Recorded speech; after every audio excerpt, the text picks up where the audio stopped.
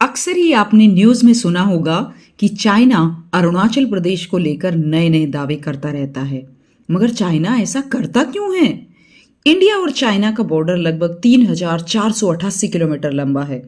इस बॉर्डर को अगर हम बात करें तो तीन पार्ट्स में डिवाइड किया जा सकता है।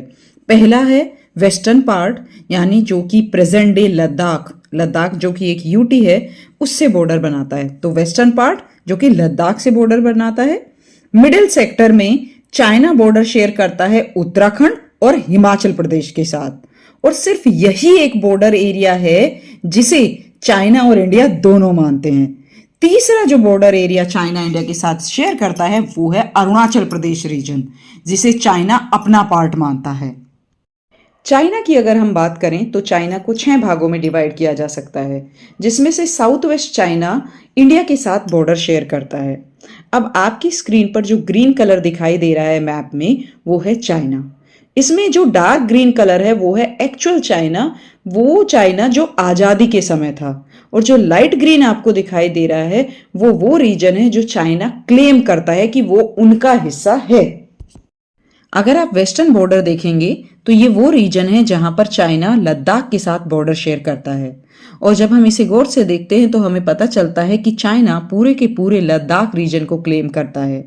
चाइना का मानना है कि लद्दाख कभी तिब्बत का हिस्सा हुआ करता था, तो इसीलिए अब वह चाइना का पार्ट हुआ। और इसी कारण से चाइना ने 1962 में वहां पर रोड बनाने की कोशिश की और इंडिया चाइना वॉर हुआ, जिसमें चाइना ने अस्काई चीन पर कब्जा कर लिया। ये वही एरिया है जिसके लिए जवाहरलाल नेहरू जी ने कहा था कि चाइना ने उस एरिया पर कब्जा किया है जहां पर घास का एक तिनका भी नहीं उगता, तो ऐसे इलाके के लिए लड़ना बेकार है।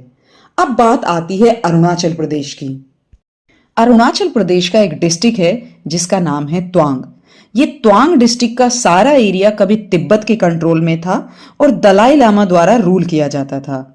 जैसा कि आप सभी जानते हैं कि तिब्बत रीजन में बहुत ज्यादा बर्फ पड़ती है सर्दियों में, इसीलिए वहां पर सर्वाइवल थोड़ा मुश्किल हो जाता है।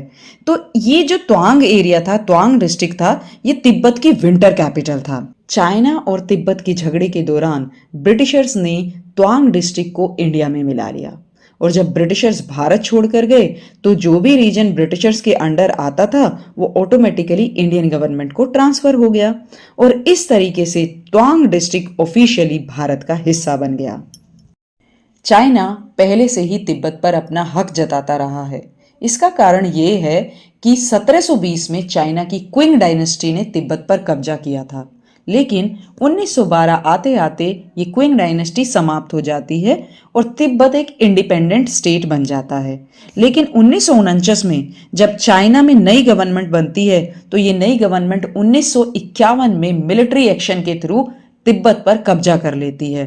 अब क्योंकि ये तिब्बत पर कब्जा कर लेते हैं और ये मानते हैं कि तवांग डिस्ट्रिक्ट जो था वो तिब्बत का हिस्सा था, इसीलिए चाइना तवांग डिस्ट्रिक्ट को भी क्लेम करता है, पूरे के पूरे अरुणाचल प्रदेश को क्लेम करता है।